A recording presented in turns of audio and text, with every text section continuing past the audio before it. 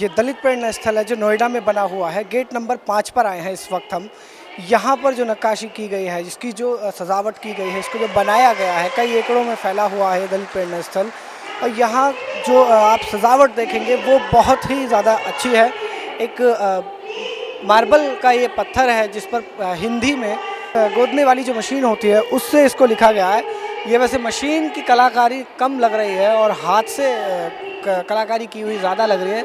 राष्ट्रीय दलित प्रेरणा स्थल ऊपर लिखा है, जिला गौतम बुद्ध नगर, नोएडा, उत्तर प्रदेश। और इसकी पूरी जो जानकारी है वो लिखी गई है। ये प्रेरणा स्थल का द्वितीय जोन है जो कि 13.25 एकड़ अर्थात 53,776 वर्ग मीटर में पूरी तरह से फैला हुआ है। जहाँ अंदर 3 बड़ी मूर्तियाँ लगी हुई हैं, जिनमें से एक डॉक्टर भीमराव अंबेडकर की है, दूसरी मान्यवर कांशीराम जी की है और तीसरी खुद बसपा सुप्रीमो राष्ट्रीय अध्यक्ष मायावती जी की है। और ऊपर का नज़ारा आप ज़रूर देखिएगा। यहाँ पर सबसे ऊपर की तरफ आप देख सकते हैं किस खूबसूरती के साथ इसको पूरी तरह से बनाया गया है।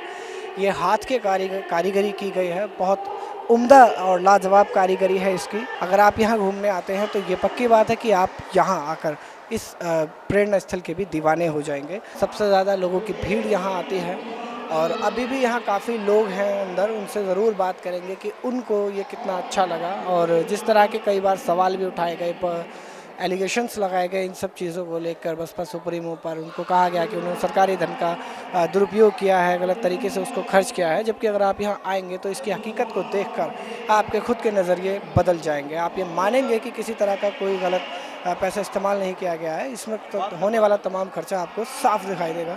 लोग हमारे साथ हैं, उनसे बात करेंगे। आपका नाम क्या है? मेरा नाम ब्रह्मानंद है।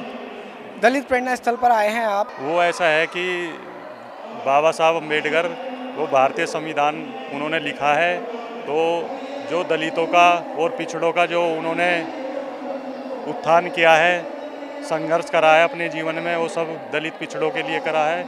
इसलिए दलित पिछड़ों का फ़र्ज बनता है हम सभी का कि उनके जन्मदिन को बड़ी धूमधाम से मनाया जाए, जिससे कि एक देश में एक मैसेज जाए कि बाबा साहब अम्बेडकर जो थे उन्होंने हमेशा गरीब तबकों की लड़ाई के लिए संघर्ष किया है। मैं बीच में आपको रोकूंगा। आप जो कह रहे हैं बहुत अच्छा कह रहे हैं और मैं उससे सहमत भी हूँ। मैं दरअसल बात कर रहा था इस प्रेरणा स्थल के बारे में कि आपने इसको देखा है, इसकी खूबसूरती को देखा है, तो आपके खुद के ख्याल क्या हैं? ये कैसी जगह लगती है आपको? ये बहुत अच्छी जगह है। उत्तर प्रदेश में बहन कुमारी मायावती जी ने इसको बनवाया है और ये एक सर्व समाज के लिए है। यहाँ पे कोई किसी भी समाज के आके बाबा साहब के जन्म दिवस पर उनको पुष्पांजलि श्रद्धा सुमन अर्पित कर सकते हैं। और यहाँ पर इसकी पार्क की खूबसूरती बड़ी ही सौंदर्य और देखने लायक है। आपका नाम क्या है? मेरा विनय नाम है जी मेरा। जिस वक्त ये दलित प्रेरणा स्थल बने, इस तरह के कई और भी स्थल मायावती ने बनवाए थे। कुछ आरोप भी लगाए थे विपक्षी पार्टियों ने कि सरकारी पैसे का गलत इस्तेमाल किया है। अभी आप यहाँ पर हैं, खड़े हैं, इसकी नक्काशी देख रहे हैं, इसकी कारीगरी देख रहे हैं, जिस खूबसूरती से इसको बनाया गया वो सब देख रहे हैं। आपको लगता है कि जो पैसे का जो आरोप लगाया गया था वो सही था? नहीं, वो एकदम मतलब गलत था। इस तरह के आरोप तो मतलब चलते ही रहते हैं, विपक्ष मतलब लगाते रहता है। लेकिन सबसे अच्छी बात तो ये रही है कि इस पार्क को बनाने के बाद SC ST OBC जितने भी मतलब पिछड़े हुए समाज है, सब एक ही छत के नीचे आके खड़ा हो चुका है। तो यहाँ पर मतलब अब हम बाबा साहब की मतलब जयंती यहाँ पे मना रहे हैं, तो यहाँ पे सभी लोग मतलब अपने घरों से निकल के बाबा साहब के मतलब की मतलब जयंती मतलब मना रहे हैं, फूल अर्पण कर रहे हैं।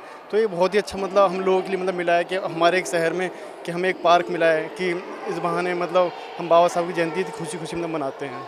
इस एक प्रेरणा स्थल के बन जाने से खुश हैं या फिर आप चाहते हैं कि ऐसे और भी प्रेरणा स्थल बनने चाहिए? हम चाहते हैं ऐसे और भी बने ताकि सब जागरूक हों और सब लोगों को पता चले कि बाबा साहब ने क्या किया है शोषित वर्ग के लिए, ताकि सबको मैसेज मिले, एक प्रेरणा मिलती है कि बाबा साहब के इस पे आके कि हम भी आगे बढ़ें, पढ़ें लिखें और अपने समाज को आगे बढ़ाएं।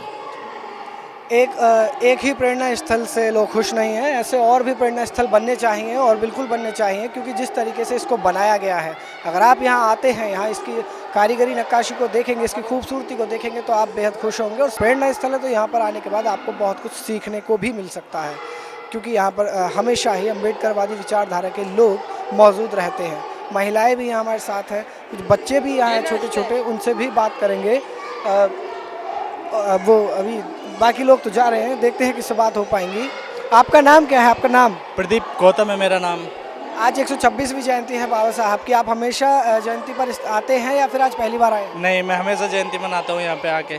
किस तरह की तैयारियां करते हैं अम्बेडकर जयंती को लेकर? यहाँ पे हम जो जयंती होती है बाबा साहब की, वो जयंती हमारी दिवाली की तरह से मनाते हैं। घर पे कैंडल जलाते हैं, कचौड़ी पूड़ी जो दिवाली पे होता है, आज के दिन हम सारी दिवाली मनाते हैं। अच्छा, ज़्यादातर कभी कभी ऐसा देखा जाता है बहुजन समाज के जो लोग हैं वो ऐसी एक्टिविटीज़ में ज़्यादा इसलिए पार्टिसिपेट नहीं करते हैं क्योंकि उनको लगता है कि उनकी जो जात है वो सामने आएगी तो लोग उनसे भेदभाव करेंगे। तो कभी आपके दिल में ऐसा कोई ख्याल आया? नहीं, मेरे दिल में कभी ऐसा ख्याल नहीं आता। ये लोग जो हैं बस गांव के लोग हैं, कभी बाहर निकलते नहीं हैं, तो इनको पता नहीं होता है कि हमारे लोग इतना संगठन है हमारे गांव के लोगों में, लेकिन वो बाहर निकलेंगे जब पता चलेगा ना उनको। इसलिए मैं आज अपनी फैमिली को भी लेके आया हूँ यहाँ पे कि वो बाहर आके देखें कि बाहर है क्या, हमारी कितनी तगड़ी पावर है, लेकिन वो अपनी पावर को पहचानते नहीं हैं। तो आप आज यहाँ पहली बार आए हैं, आपसे पहले भी आ चुके हैं? नहीं, मैं लास्ट ईयर भी आया था, लास्ट ईयर पहली बार आया था, और जब से मेरे तीसरा 4-5 बार आ चुका हूँ। उसके बाद में मैं मतलब आते ही रहता हूँ अब तो, क्योंकि हमारा तो यही तीर्थ स्थल है, इसलिए मैं हमेशा यहाँ पे आता रहता हूँ। और भी लोग हैं, उनसे भी बात करेंगे, जो महिलाएं हैं यहाँ पर, उनसे बात करेंगे। आपका नाम क्या है? तनुजा। आप यहाँ पहली बार आई हैं, इससे पहले भी आ चुकी हैं? नहीं, पहले आ चुकी हूँ। अच्छा, कैसा लगा ये जगह, कैसी लगी आपको? जगह बहुत अच्छी है। तो 14 अप्रैल अम्बेडकर जयंती है, उसको लेकर पहले से कोई तैयारी की थी आपने? नहीं, मेरी कोई तैयारी नहीं थी, बट यहाँ पे एक फंक्शन हो रहा है और ये मुझे लगता है कि मैं इसका पार्ट हूँ, तो मुझे इसे ज़रूर ज्वाइन करना चाहिए, इसलिए मैं यहाँ पर आई हूँ। तो अम्बेडकरवादी विचारों की अगर बात करें तो आप उनसे इंस्पायर्ड हैं, प्रभावित हैं आप?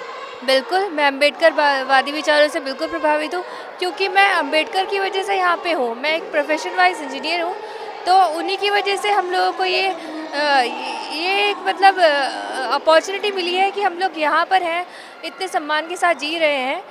तो फिर बिल्कुल मैं अम्बेडकरवादी हूँ और उन्हें फॉलो करती हूँ। दलित प्रेरणा स्थल, ये जो अभी आप जहाँ पर आई हैं, ये जगह आपको कैसी लगी देखने? ये जगह अपने आप में एक अद्भुत है और बड़ी सोच समझ के जो भी इन्होंने बनाया है, एक दलितों के लिए जगह इकट्ठी होने की बनाई है, वो अपने आप में एक बहुत ही बड़ा कदम है। और मैं सच में बनाने वाली सरकार मायावती जी को बहुत बहुत धन्यवाद करती हूँ कि उन्होंने एक ऐसी सोच बनाई कि आज हम सारे दलित जो भी मतलब हमारा जो समाज है, SC ST OBC, वो सभी आकर एक छत के नीचे इकट्ठा एकता का संदेश दे रहा है।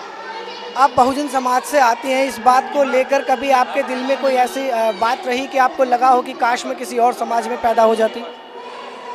ऐसा तो महसूस नहीं हुआ, लेकिन हाँ, जिस तरीके से फेसबुक और ट्विटर पर बात चलती है, जो जनरल लोग हैं वो कहते हैं कि ST वगैरह SC आरक्षण की वजह से उनको नौकरी नहीं मिल रही है, तो उनके लिए बस एक ही मतलब बात उठती है कि जैसे अमेरिका में देखिए काले और गोरे 2 लोग हैं, दोनों को आरक्षण फिल्मों तक में है कि एक फिल्म में दोनों नज़र आएंगे आपको, लेकिन हमारे यहाँ ST OBC जनरल, ठीक है, और ST चारों वर्गों का आप एक ग्रुप दिखा दीजिए जहाँ पे सरकार में नौकरी मिलती हो, पहली ग्रेड की, चाहे जज हो चाहे मेडिकल हो, कहाँ है वहाँ पे SC, कहाँ ST देखने को मिलेंगे आपको? नहीं मिलेंगे।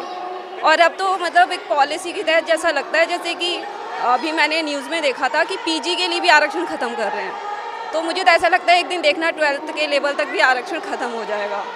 तो आपके विचारों में बहुत ताकत है, शब्द बहुत अच्छे हैं और बात भी आप अच्छी कह रही हैं। आरक्षण को लेकर जो बातें उठाई जा रही हैं, ऐसे लोगों को आप किस तरीके से जवाब देना चाहेंगे कि आपको लगता है कि उस तरीके से शायद लोग शांत हो जाएं? एक लाइन अगर आपको खींचनी है इक्वलिटी समानता की, तो सबको एक लाइन के बराबर में खींचिए। स्कूल हो, सरकारी स्कूल हो, सबके लिए एक जैसे हों, शिक्षा के साधन हो एक जैसे हों, स्वास्थ्य के साधन हो एक जैसे हों, तब आप रेस लगाइए। रेस के लिए पर्टिकुलर लाइन खींचिए और फिर कहो रेस लगाओ। ये नहीं कि एक बच्चा जो है SC का बच्चा जो है एक सरकारी स्कूल में हिंदी मीडियम में, वो भी हिंदी ढंग से पढ़ाई नहीं जा रही, ऐसी जगह से तैयारी करके आ रहा है, और एक कॉन्वेंट स्कूल का बच्चा आ रहा है, और दोनों ये कहो कि हाँ जी हमें इक्वल नौकरी में अवसर मिले। तो सीधी सी बात है, जो भी बच्चा कॉन्वेंट से आ रहा है, पेरेंट्स जिसके मेहनत कर रहे हैं, वो आगे बढ़ेगा। अम्बेडकरवादी विचारों के साथ साथ आरक्षण के मुद्दे पर भी बहुत अच्छे विचार सुनने को मिले हैं। दलित प्रेरणा स्थल की तारीफ भी हो रही है और लोगों में बहुजन समाज को लेकर, उसमें पैदा हो जाने को लेकर कोई रोष नहीं है। उनका मानना है कि वो खुश हैं उस जात के साथ, उस समाज के साथ जिसमें वो पैदा हुए हैं। कैमरा पर्सन गौतम के साथ मैं लव कुमार, नेशनल दस्तक, नोएडा।